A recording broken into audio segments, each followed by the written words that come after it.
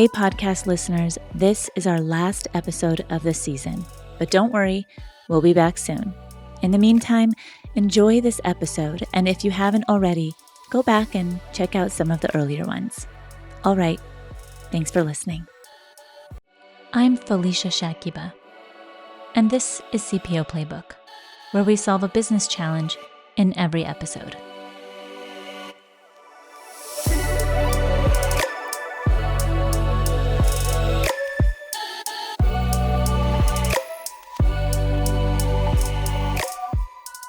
In this episode, we're exploring the overlooked intersection of finance and people strategy. How can CFOs, who are traditionally numbers-focused, effectively navigate the human side of leadership to drive organizational success? Joining me today is Roman Labutin, a seasoned CFO with over 2 decades of experience at Citigroup, where he has navigated complex transitions, cultural integrations, and large-scale transformations. Roman's career journey has taken him across the globe, from managing financial operations in the United States to leading transformative initiatives in Korea. Along the way, he's learned how to balance the technical demands of his role with the interpersonal skills needed to build trust and foster collaboration. Roman, thank you for joining me today. Thank you for having me. Thank you.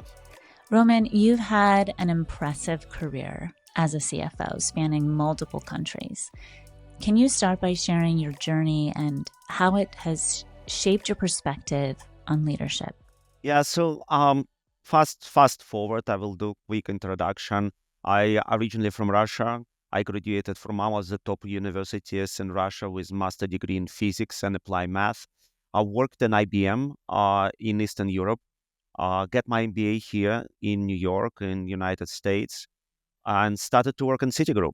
And over 2 decades, as you mentioned, I had different roles. So with Citigroup, I started with Smith Barney, wealth management division of Citigroup. Each time when I take a role, it's always something new needs to be put it on. So I was charged to build planning and analysis function of Smith Barney. We had 12,000 financial advisors. We need to analyze information around compensation and our sales, how we pay them, what they're selling. It was a big task, and my team was very creative to come up with different analytical ways to bring new information to the board of directors, to management of the Smith Barney. Was very interesting journey. Uh, as always, we say "City never sleeps" as a marketing slogan. It's not only for their external client; it's also for internal businesses.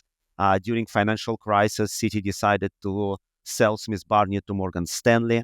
I went with a sale, was in charge building United Financial team, creating pipe of new joint venture between Smith Barney and Morgan Stanley. Was very interesting journey, was very challenging given the fact you have to melt Smith Barney culture with a Morgan Stanley culture and try to work together with both teams to achieve the company goals.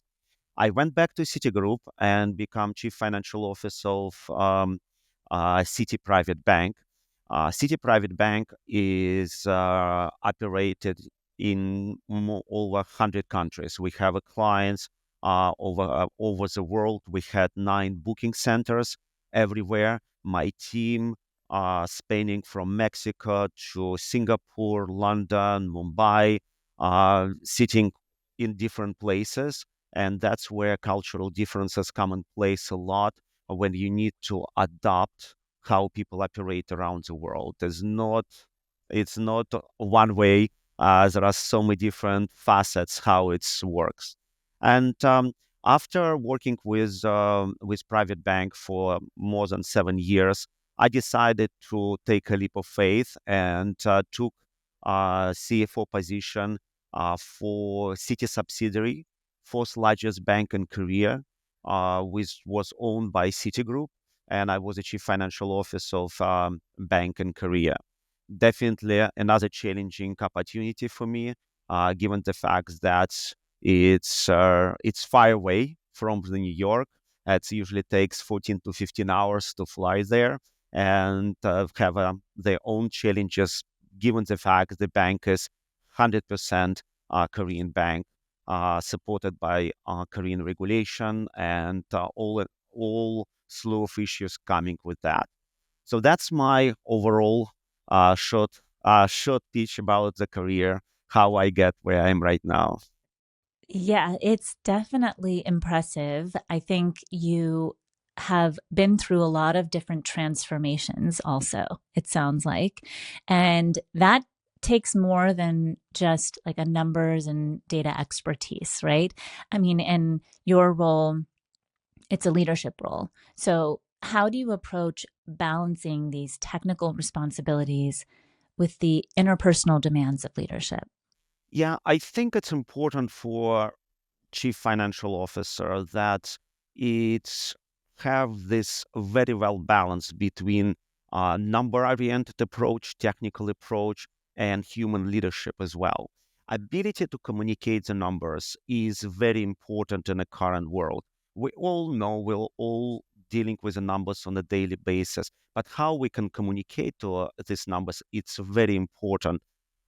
We I see a lot of examples when people hiding behind technical expertise, behind the numbers, because it's much more comfortable world for us as a chief financial officers. And reality is we need to learn the softer skills. We need to learn how to communicate these numbers. We have to be active listeners of the problem which business facing all the time, and we need to understand their needs. All right, we need to have this balanced approach as a chief financial officers. Reality is always come time crunches, right? And that's another problem when you try to build a relationship with an organization. So my approach to those issues are I usually delegate highly technical tasks to specific teams, right? We have opportunity to do that and freeing up your time as a chief financial officer to building relationship and start to communicate information in much more acceptable way, not hiding behind the technical skills. You are translator between finance functions within finance organization, treasury, controllers, FP&A. You translating this information, and as a translator, you need to talk to language of the business, not technical language of finance person. That's where success comes. And you've mentioned the importance of building trust within an organization. What are the strategies or practices that you've found most effective in fostering trust across teams, especially in these high pressure situations that it sounds like are time bound? Yeah, trust is very critical. Trust between CEO and CFO, trust between CFO and leadership. Without that trust, there is no chemistry within organization. That's important. And trust based on probably three components, I would say: transparency, consistency, and empathy as well. All right. Transparency is important.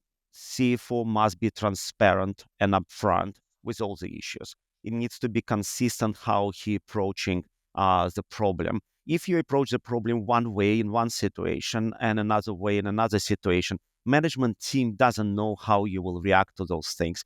They know you can't. They will start feeling that they can't trust you anymore because you're not treating these issues in a consistent way. You have some flexibility, and they are smart people. They start to exploring these weaknesses, so you have to be very consistent.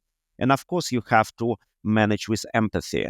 I understand we are all finance folks. We are uh, numbers is 2 plus 2 equal 4, and there is no flexibility around that. But it's we need to bring into that some empathy when we try to manage the organization. For example, is in private bank, our all leadership team meetings started, all the offsites started with a finance presentation. Always start with the numbers and start with the stories behind the numbers. And after that, management team start to develop the strategy, understand where our strategy is supported by the numbers, or we need to do certain adjustment. And you can't imagine the conversations, like so rich conversation coming in out of that when it's strategy based on the numbers which presented with a story behind it, and where the story supports the strategy or not. And what it does is basically engage a lot of people into conversation, the management team all working together. And that's where how you're building your trust as a chief financial officer. You're working with a team, not just presenting the numbers and leave them for interpretation another day. That's the connectivity. It's very important. And I think I was able to build that trust in the City Private Bank, and we have a great result from a business point of view as well. We'll be right back. Back to the show. I love that you mentioned the pairing between quantitative data and qualitative data, because I feel like as a CPO, we're also doing the same thing, right? We're looking at the quantitative data of surveys or productivity or compensation, and then really tying together what the story is. What are the numbers actually telling us? Where should we be looking? Where should we dive deep? What shouldn't we care about? How does it align with the strategy? And I feel like there are a lot of similarities between a CPO and a CFO in that nature of the work. So I'm really glad that you shared that. And I don't think I really thought of it as much before you said it with the CFO, because when I think CFO, I think numbers, right? But that's I think it's a critical element of leadership, especially at your level. Yeah, I think there is a very close connection between what organization would like to be, whom they would like to be, what they would like to represent, and all we call it KPIs, key performance indicators, right? Okay. We people, we are what we can measure in our organization. We are what we're representing through our numbers. If we're measuring something which not aligned with the strategy, there is a miscommunication within our organization. We need to demonstrate our metrics which align with the strategy. And if we're saying we would like to go, let's say, north, but we don't have a compass and we're not measuring which way we're going, it's misconception. And what's happening within organization is not aligned from bottoms up. There is a miscommunication between senior management, which would like to go one way, and employees who are thinking we're measuring something different because they see it. Those metrics are available, they are published, but they not correlate to the strategy of the company. And the companies which are make this connection the more explicit, they actually are achieving their success because the numbers start to be part of the DNA of the organization. And that's the most important piece. And chief financial officer is actually the person who needs to institute this culture within an organization, making sure that KPIs align with the strategy, not kind of sitting on a side and just numbers for the sake of reporting the numbers. And I'm glad you touched a little bit on culture, because in your experience in Korea, they required you to really adapt to a different culture and organizational environment, very different, same organization, different region. So what were the biggest challenges that you faced, and how did you overcome them to build trust and alignment with your team? Yeah, Korea is an amazing country. I would say for me, living there almost 4 years, I'm very impressed with the culture, impressed with the folks, with all the environment there. It's definitely very different, and you feel it the first day you're coming into the country, and you continue to feel it. Interesting culture is consistent. It's implemented across the board, implemented across all the layers of society. And definitely, if chief financial officer or senior C-suite executive not paying attention to that, it definitely can destroy your success within organization. In as example, practical thing in Korea is there is a very strong notion of seniority.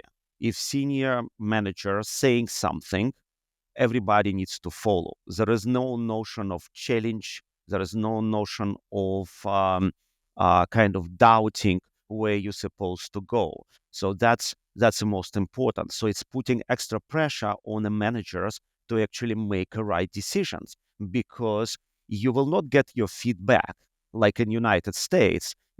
For example, United States, during the meeting, you have a open discussion, open dialogue, you're saying something, you have ability to adjust what you're saying based on the feedback of people at the meeting. That's not happening in Korea. If you're in a meeting with your employees, you saying something, and that's where people, even if they disagree, even if you're incorrect, they respect the seniority. And that's a very dangerous situation when you come into unknown role in a different country. You don't know the certain nuances of financial management within this particular country. So it's very important. And for me, how I deal with that is actually a lot of listening, a lot of discussion within your team in an open forum before you make a decision. So you understand how it needs to be done, you understand what it is. And because I quickly recognize, as soon as you said we're going that direction, there is no more feedback.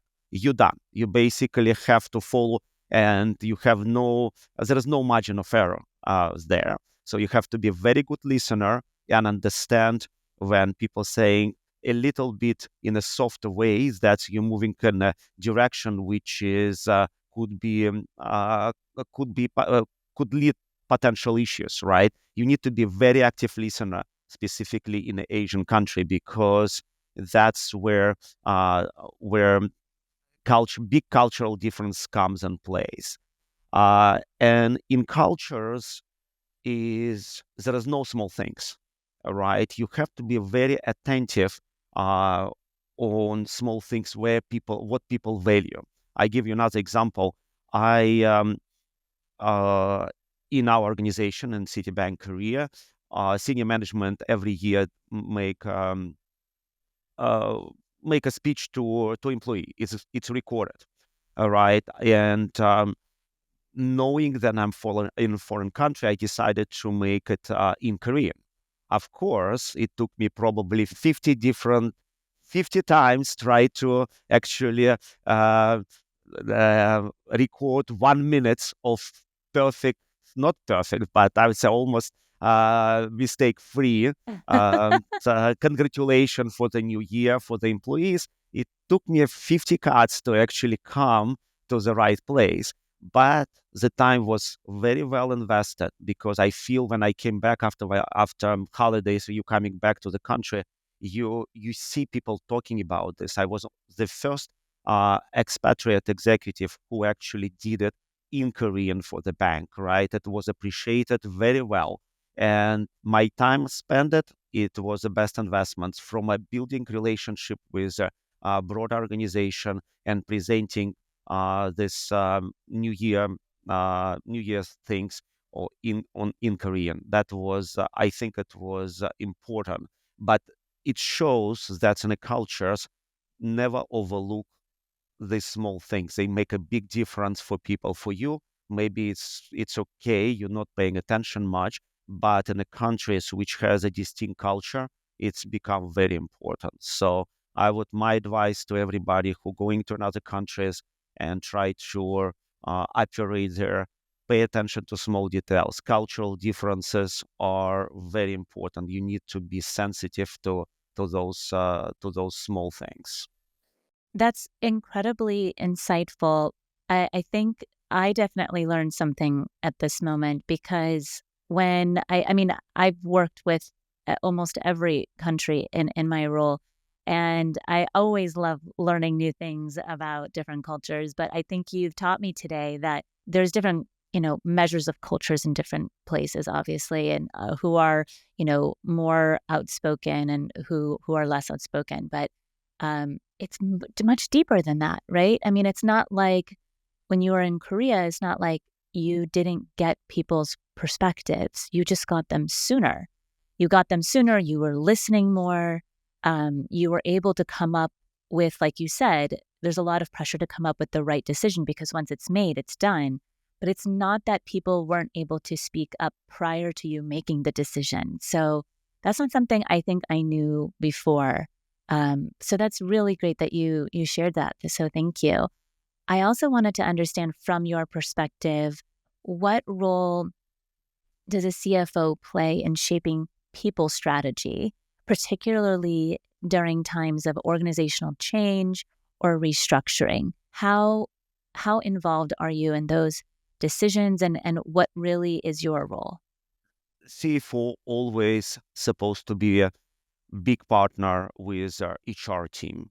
HR holding keys to one of the most important line on a P&L. It's a compensation, and this is item which is sensitive. So that is why HR handling this. From another perspective, for finance officer, it's one of the largest expense component. Depends on organization. For the bank, is pretty sizable. We don't have PPEs, we don't have equipment. We have compensation of the employees. I think that's one of the biggest item on a P&L. And HR is you have to build a great relationship with HR because its numbers are driven by number of employee, but the strategy around this, for example, for period of growth, is it's important to get return on investments. So how many people you would like to hire, in which area, chief financial officer working with HR to come up with a people strategy, making sure that we make the best decision when we have limited resources, because nobody in our organization have unlimited resources. We need to spend them correctly. That is why chief financial officer working with HR to make sure we're placing people in where there is a biggest return on investment in revenue growing areas. During restructuring is a little like a different story. During restructuring, when we try to balance cost with the needs to retain the best talent, sometimes organization overlooking this balance. For chief financial officer, it's important to be um, balancing these pieces, because if you too focus on the cost cutting, you're hurting your organization going forward. 2 3 years from now, you will have a problem because you have to rehire people at much higher cost. So Yes. this balance is very, very important. And you also need to ensure that people feel and supported and valued during this restructuring time. It's not about pure cost cutting. You need to make sure that there is a sense that it's done in the appropriate way. You need to communicate much earlier. You need to communicate the reason why this restructuring is important, what we're trying to achieve through that, and making sure that people are supported during this period of time. It's understand the situation, asking right question, having HR as your partners is critical. Whether this is a where is a time to growth, or where this is a time to restructure or saving some costs. And it sounds like you've led initiatives involving significant transformation. So, how do you approach addressing resistance to change and really aligning teams around new goals, the new vision?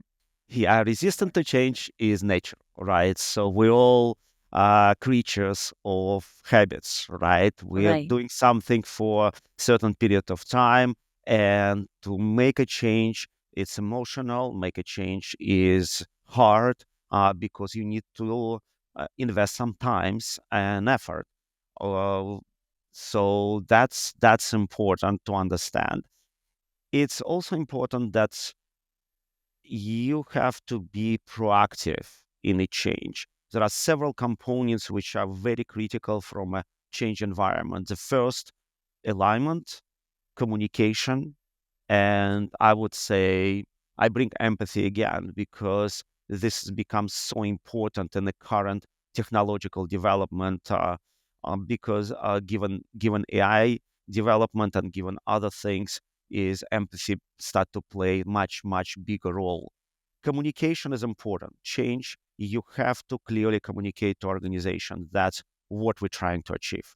you need to bring your key stakeholders early in the process, right? For example, you manage a team. You need to tell them what we're trying to do. Try to build buy-in through the organization. Why we're doing this change? What consequences? How teams will be impacted? Open communication is very important to make sure that people are actually going with you for that change. And of course, it's important in the process to celebrate small wins. All right, you don't need to like wait a year and saying, "Oh, finally we restructure whole organization. Everybody can stay okay, fine, we did it," and go to have a drink or two.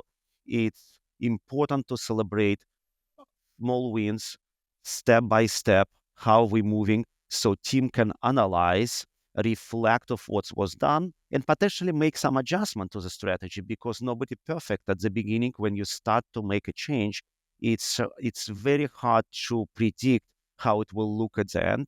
So when you make the stages, small wins, celebrating, it give you opportunity to adjust the next step if there is adjustment needed. But that's very important. And communication is a key. As an example, when we decided in Korea to close a retail business and shut down around 40 branches, which we still have in Korea, it's we need to reduce number of employees. To make sure, we did it in the three different waves, and we have a conversation. Team has a conversation with each function, with each employee, what their plan, how they're leaving our company or they would like to stay. Because in Korea there is a life employment, so you can't make a decision on your own. This is an employee decision. Employees should decide whether they would like to stay in a bank or they would like to leave. And of course, it's come with the challenges, because always the best employees whom you need for the future will decide to leave. So you have to hold hands and making sure that you have a strategy how you could retain those individuals whom you really need. So it's a little bit in a different ways than it's happening in United States, but you need to adjust to that. And the most important is communication, open communication with your team. We'll be right back. Back to the show. It's interesting because I think the transformation is very different across different regions and cultures. So thanks for pointing that out and highlighting it. I think that was an important tell. You talked a little bit about buy-in. I just wanted to dig a little deeper on that piece, was because buy-in is sometimes really challenging to get. What ways do you create buy-in, for change? How do you get buy-in? I would say the most important piece is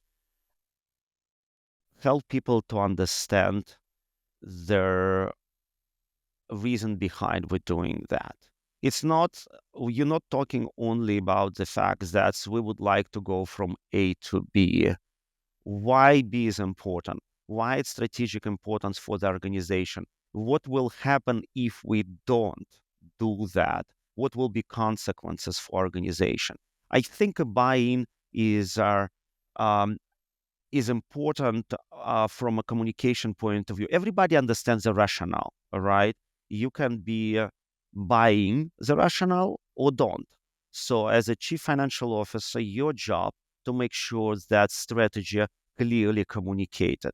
And of course, after that, there is a rational approach. Some people can be in a total denial and nothing you can do about this, right? But majority of individuals are actually understand and would like to go with a right solution, because they understand why we're doing this, what's the consequence of not doing this. I think the key for buying, uh, for if you have a critical mass of senior management team to agree on a strategy. And this is this is a job of chief financial officer to come up with a financial justification, strategic, and consequences of not going there.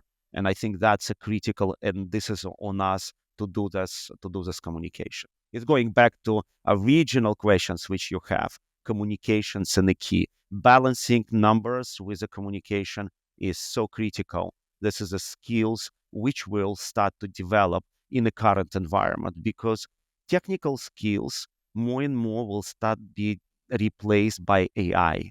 Nobody will replace how you communicate those decisions, because you need to get a buy-in. That's a skills which is goes for chief financial officer needs to develop over time, of course. Right. But this is the future. That's where we're going. I'm glad you mentioned that. I think that's really important to note because obviously, in the era of AI and transformation, we're all still learning how these roles are developing. And I think you hit the nail on the head when a lot of the technical or more administrative skill sets are going to turn more AI heavy or collaborative, whereas this humanized, strategic perspective, collaboration, and so forth, those skills are not really something AI can do, right? When you're dealing with from human to human interaction, which is absolutely necessary, which brings me to my next question, which is how do you collaborate with people operations leaders and other executives to really align financial strategies with people strategies? And people strategies meaning compensation, succession planning, or organizational design. What is your collaborative strategy? Usually, budget time for chief financial officers is very critical. That's where you interact the most. Of course, you interact throughout the year and continue forecasting as well. But the budget time, it's a time when you step out of the operational component of the role and talk about strategy with all executive product line executives or functional executives within organization. That's a time for everybody to reflect. That's a time for you to present certain KPIs for the organization, and that where you start planning process in the future. Capacity planning become more and more important with each organization, and I think from a chief financial officer perspective, it's opening door in tough conversations with their product leaders or functional leaders or functional management within an organization. Capacity planning is a key, and it's allow you to start thinking strategically about what each team is doing, how they operate. Sales organization's a little bit different. In a sales organization, strategic planning goes not into uh, not into capacity planning more, because you always would like to have more salespeople and more revenue into organization. It goes about mostly about compensation plans, which align with the strategy. For Right. example, in a private bank, we created scorecard for the bankers, which align with the strategic development. I mentioned to you I worked in a Smith Barney, and after that, become chief financial officer of the Citi Private Bank. What's happened is when Citi sold Smith Barney to Morgan Stanley, what's happened, we lost all the capabilities related to investments. So Private Bank and Citigroup had very limited opportunity to work on investments for the clients. As a result, Citi needed to rebuild that revenue stream within a wealth management organization. How we did it? We adjusted banker scorecard. We work with HR to come up with a compensation plan, which allows and putting extra, I would say, extra focus on revenue coming from investments comparison with another revenue streams. So that was a decision, and it was done in a collaboration between my finance organization and with HR, because of course there are a lot of regulatory components around. There are the human components. We need to be very careful how we do it, but analytics provided by us, where we're showing how product can be much more, what kind of product is much more profitable for organization, and Hmm. how we can build it into compensation plans. Yeah. I love that you shared that because uh, in my experience, compensation is always a little bit different from one function to the next. It's not a blanket statement. There's obviously a strategy or philosophy from the organizational level, but the way you go about compensation with performance management and then, differences in, maybe in a tech company where you're trying to find the best tech talent or, a very high seller driven organization, right? And those compensation packages can be tricky. But if you're not updating them and you're not really aligning them with the organizational goals of, each quarter, each, every 6 months and so forth, you're really doing yourself a disservice, right? By not allowing people to have clear expectations of how they should behave or where they should be investing their time in, if they want to align it with the compensation and rewards. So, really key point that you made right there. It's important. You mentioned that alignment is, I 100% agree with you. Important compensation to be stable and not changing. But for people, they need to know how they compensate. That Hmm. it's stability is a critical within organizational construct. Yes, it's a strategy usually stays for 3, 4, 5 years, depends on organization. Right. But it's important that compensation align with the strategy, but people know how they will be compensated probably in I would call it in a short run, but short run can be 3, 4 years. You have to make a strategy adjustment, and after that, adjust the compensation. But compensation components needs to be very stable because people need to know how they should behave. That's very critical. I would not encourage anybody to um, flip-flop the compensation. Today you are compensated on this KPIs, tomorrow you compensated on this. Yesterday we measure this one, tomorrow we'll do that. So it's created a lot of confusion. And I saw it, and I can tell you from experience perspective, it's important compensation stay as stable as possible. If meaning compensation construct, but if you need to change a strategy, yes, you need to align a compensation with that. Yeah, I completely agree. And I also think that some of it changes depending on, how volatile your business is and how small or large your businesses are, right? Or if you've, gone through a transformational change. But other than that, I agree because you inject ambiguity in people's careers when compensation is not stable, right? And that ambiguity about someone's career can really lead to disengagement, which is very costly. So, yeah, I couldn't agree with you more on that. How how can the financial insights and the data be leveraged to better support these people-related decisions within the organization? I think its finances as a partner to HR has a lot of information which can be helpful. We can provide return on investment on your training programs. We can help calculate workforce productivity. We can come up with a capacity planning for certain portion of organization. Of course, with people data, it's not clean cut. So I would not encourage HR team just make a decisions based on financial data, but it could be supporting the information, right? So which as an example, training programs can be mandatory training programs, yes, training programs which people would like to take, all right? So of course, return on investment on mandatory training programs probably is irrelevant information. But if there is a return on investments and employee satisfaction scores are actually going up when we introduce certain courses from certain university and people are taking them and engaged into those conversations, that's a great return on investment. Finance can help HR to guide HR which way to go.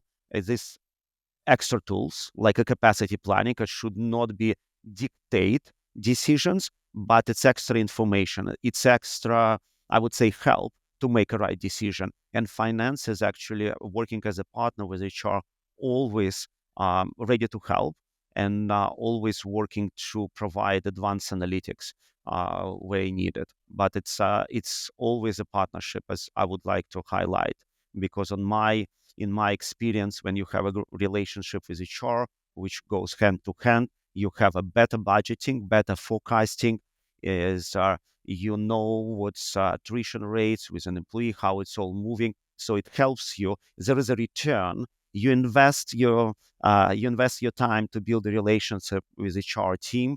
You get a better return by the fact your forecast of the human capital your forecast of expenses related to their compensation become much more accurate within organizations. So it's a win-win for both functions within a company. And so what you're saying is that the collaboration is really providing multiple data points in order to make great decisions. It's not relying on one or two, but looking at how you come together holistically with multiple pieces of data. Right, absolutely. And for CFOs who may feel more comfortable with numbers than with people, what advice would you give them to step out of their comfort zone and really lead more effectively? Yeah, I always consider leadership as extension of problem solving for us as a chief financial officer. Right, we will excel in problem solving skills, and most of us a little bit of shy of the active leadership from their communication, getting out of our comfort zone perspective. Right, so we need to practice this more. Right, that's what I practice make us perfect. Right, we need to step out of our comfort zone to be more confident. We have to focus on communication more. We have to communicate about why we're making those decisions. We need to practice, and practice will make us, I would say, make us perfect.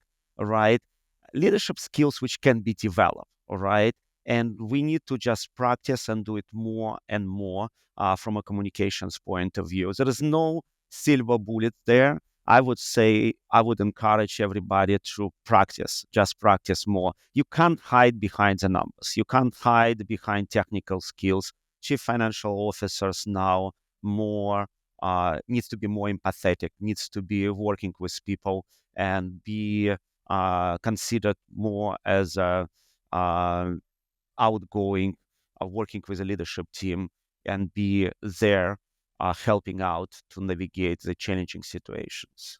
Yeah, and I would say for those in the people function that we also need to maybe be a little bit more data driven, right? As a whole function. And I think that this partnership is so important because we get so much more data from one another, whether it be quantitative or qualitative, like you said, to make those better decisions.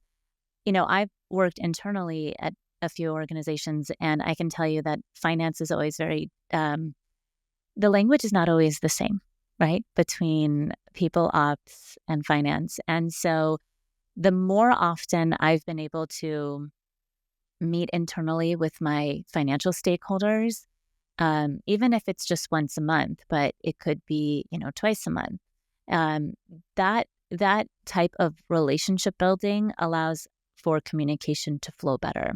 And so I would encourage any CFO or CPO, anybody in the finance or people operations function to, reach out to your counterparts and really start building the relationship, put a recurring meeting on the calendar if it makes, if it's helpful. So that's what my 2 cents would be. But I agree, communication could always be developed more.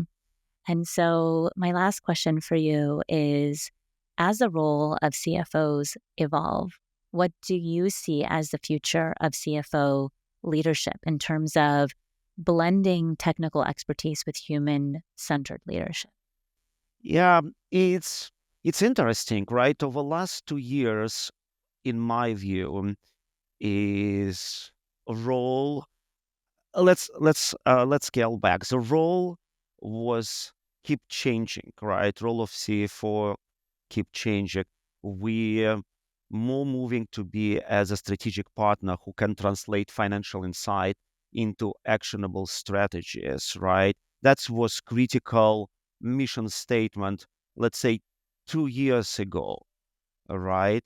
With the development of AI and technical skills will go more into like machine component, right? And what it does on chief financial officer is more pressure to balance more with a human-centric leadership. More balance there, it's become very important because we not only need to provide insight. I would say AI can do it. We still in a point translating this into actionable strategies. Fine. Today, AI will not do it. Tomorrow, AI will tell you what actionable strategies are.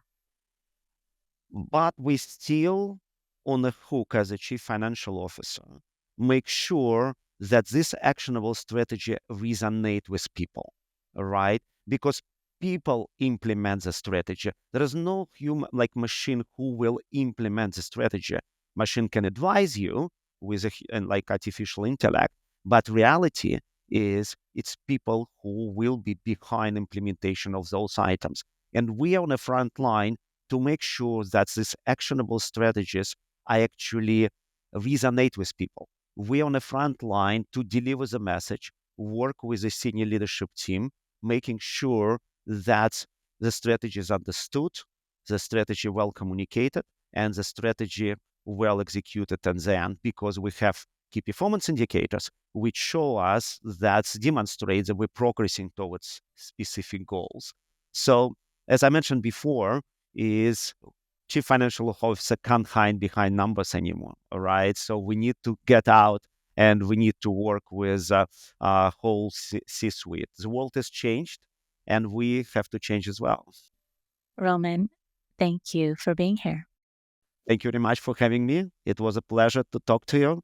Great questions. And I think we covered today the big spectrum of issues related to chief financial officer role, as well as interaction and managing human capital within an organization. Very important subject, and it will become much more important as years comes. If today's episode captured your interest, please consider sharing it with a friend and leaving a review. To learn more about how CPO Playbook can support you or a leader you know with executive coaching or organizational transformation, visit us at cpoplaybook.com. Your support as a subscriber means the world to us, so thank you for tuning in. I'm Felicia Shakiba. Let's connect on LinkedIn. See you next Wednesday.